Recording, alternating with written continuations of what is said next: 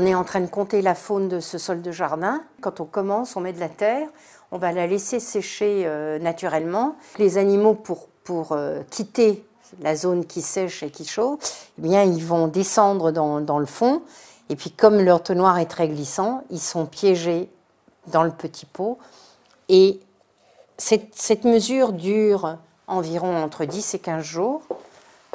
Donc après, on va se mettre sous le microscope et on va les regarder et les compter.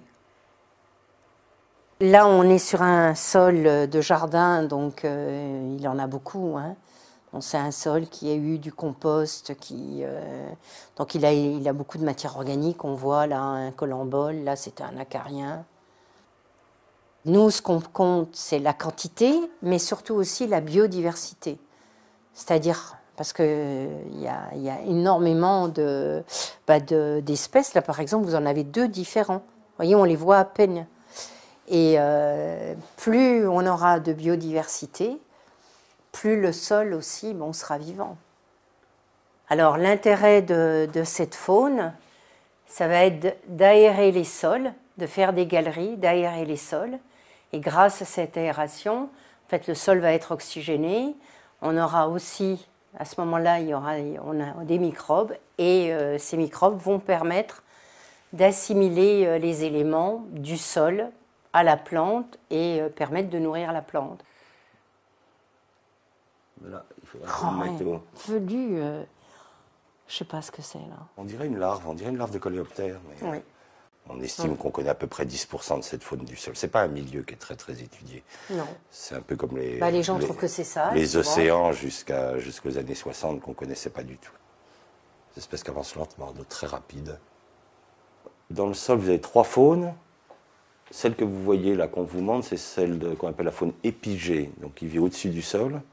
Son travail va être de manger la matière organique et la transformer en boulettes fécales. Ça la réduit en éléments fins qui seront ensuite transformés en humus par les champignons. Donc vous avez les colemboles qui mangent des parties très très tendres de la matière organique. Les acariens sont déjà capables de manger des choses plus dures. Puis les gros myriapodes qu'on a vus passer, alors eux ils attaquent carrément des bouts de bois ou des choses beaucoup plus dures. Hein. Chacun va attaquer différents types de matière organique. Ensuite, vous avez une faune endogée qui mange les racines mortes, parce que quand une plante meurt, un blé meurt, toutes ses racines meurent et vont être mangées par une faune qui est... On retrouve un peu les mêmes groupes que la faune épigée, mais ils vivent alors eux tout le temps très en profondeur dans le sol. Et ils continuent à aérer le sol en profondeur en libérant des passages pour les futures racines qui viendront dedans. Puis enfin, vous avez celles que tout le monde connaît bien, qui sont les grands vers de terre, la faune anécique, qui, elle, tous les jours, sort de terre, vient chercher la matière organique, fait demi-tour, vide son intestin pour faire un turricule et descend. Eux, ils mélangent constamment, c'est les grands fabricants de sol, ils mélangent argile et humus pour former le sol.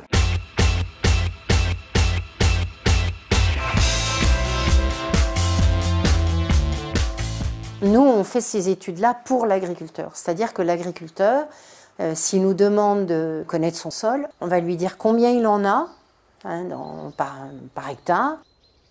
Nous sommes le seul laboratoire à faire de l'analyse physique, chimique et biologique. C'est-à-dire que nous, on fait les 3, parce que nous considérons qu'on ne peut pas interpréter correctement un sol si on n'a pas une approche à la fois physique, chimique et biologique. Et nous faisons en plus de l'analyse de sol. Nous ne faisons pas de l'analyse de terre envoyée par la poste. Nous allons sur le terrain avec l'agriculteur, on fait le profil et on regarde l'état de son sol. Et donc on regarde dans quel niveau de dégradation il est. Est-ce qu'il a perdu sa faune? Est-ce qu'il est déjà en lessivage? Est-ce qu'il a des problèmes d'érosion? Donc on regarde le sol sur les 3 plans. Et ensuite on rentre au laboratoire, on rapporte les différents horizons du sol, on les analyse. Et là, on va conseiller l'agriculteur pour baisser les engrèches, arrêter les labours, passer en semi-direct sous couvert, ou apporter du mulch ou du bois raméal fragmenté. Disons qu'en fonction du niveau de dégradation du sol, on va lui apprendre des techniques qui remettent son sol debout. On a amené des engrais chimiques pour augmenter les rendements agricoles, et ces engrais chimiques minéralisent la matière organique. Donc, en France, on est passé de 4% de matière organique à 1,3%, puis voilà ce que ça donne. C'est qu'on a des sols qui prennent en masse, et qui du coup ne sont plus capables de nourrir correctement les plantes. Alors, comme dit Lydia, on rentre dans le cercle infernal, on apporte de plus en plus d'engrais pour récupérer cette mort des sols. Là, on va regarder ce sol qui, déjà rien qu'au niveau de l'aspect, n'a rien à voir avec Avec les autres, il est beaucoup plus compact et je pense qu'on n'aura rien dedans. On va attendre, mais on n'a pas de faune. Il n'y a rien. On a du mal à se dire que c'est un sol. Regardez,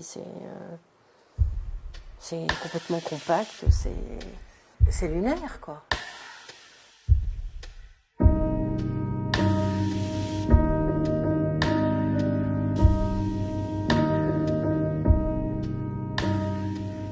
C'est toute une chaîne, ce qu'on appelle un itinéraire technique de l'agriculture intensive, ce qu'on a appelé la révolution verte, hein, qui est une vraie catastrophe pour les sols, qui a donc amené des machines lourdes, labouré profond, mis des engrais chimiques et mis des pesticides, et cet ensemble qui a complètement détruit la biodiversité des sols.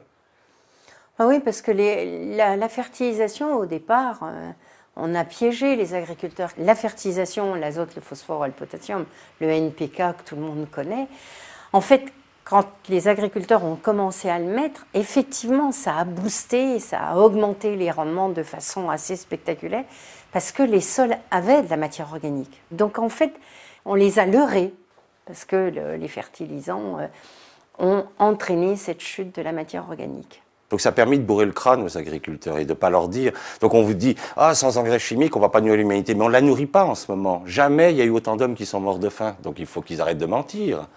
C'est faux. Les multinationales ne nourrissent pas l'humanité avec les engrais. Donc il faut arrêter de faire de la propagande. Et maintenant, ils ont une stagnation, voire même baisse des rendements. C'est-à-dire que les rendements n'augmentent plus et parfois même, dans pas mal de zones, ils baissent. C'est-à-dire à l'heure actuelle, sur la planète, il y a une baisse de la production de céréales mondialement due à la mort des sols. Malgré une multiplication par 10 de la quantité d'engrais depuis 1950, maintenant les rendements ils stagnent. Alors que la génétique continue à donner aux agriculteurs des plantes qui normalement devraient continuer à augmenter leur rendement, mais on ne l'observe plus du fait de la mort des sols, qui est devenu le facteur limitant de l'agriculture. Dans un sol vivant, enfin disons, si on prend un sol forestier par exemple, qui est un peu le top de l'activité biologique, vous comptez 3-4 milliards de colamboles à l'hectare, pareil en acarien, et on compte entre 1 et 4 tonnes de vers de terre. Donc nous, on essaie d'expliquer aux agriculteurs que s'ils copient ce modèle, ils vont avoir des sols fertiles. Maintenant, nous trouvons des sols agricoles où il n'y a plus du tout de colamboles, quelques acariens, et on est tombé, la France avait 2 tonnes de vers de terre dans les années 50, dans sa SAU, sa surface agricole, on est tombé à moins de 100 kilos. C'est vraiment un effondrement complet, qui se traduit d'ailleurs par un effondrement de toute la biodiversité qui en dépend, disparition des perdrix, de tous les petits gibiers qui se nourrissent, parce que quand une femelle de perdreau gratte avec sa patte, elle donne ces animaux-là à manger à ses petits, hein, tous ces animaux-là. Quand il n'y a plus rien à manger, le perdrix disparaît. Quand le sol s'effondre, comme il est à la base de la pyramide alimentaire, c'est tous les oiseaux qui tombent, c'est tous les animaux qui vivaient de ça qui s'effondrent. Tout notre travail, c'est d'essayer de faire comprendre à l'agriculteur qu'il faut qu'il revienne à des itinéraires où en fait il va remettre de la matière organique dans les sols. Le système, c'est de ne jamais labourer et en fait l'agriculteur, il va faire qu'une chose, il va moissonner sa céréale ou la plante qu'il a semée.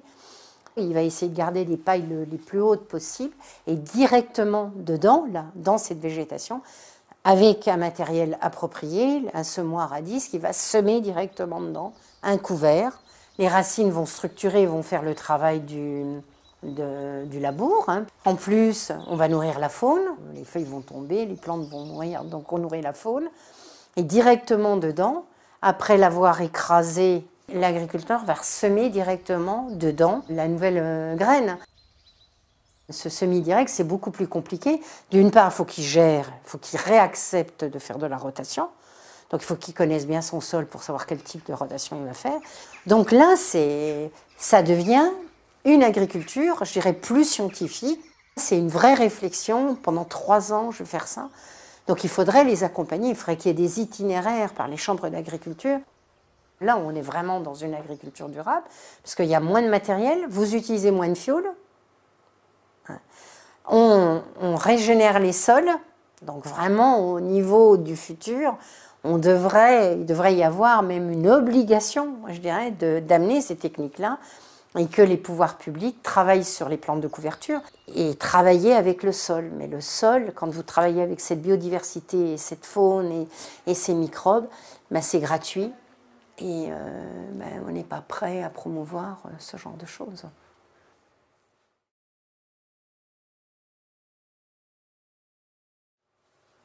Moi, je suis en admiration. Je suis toujours émerveillée par ce qu'on voit. Regardez celui-là. Vous avez vu?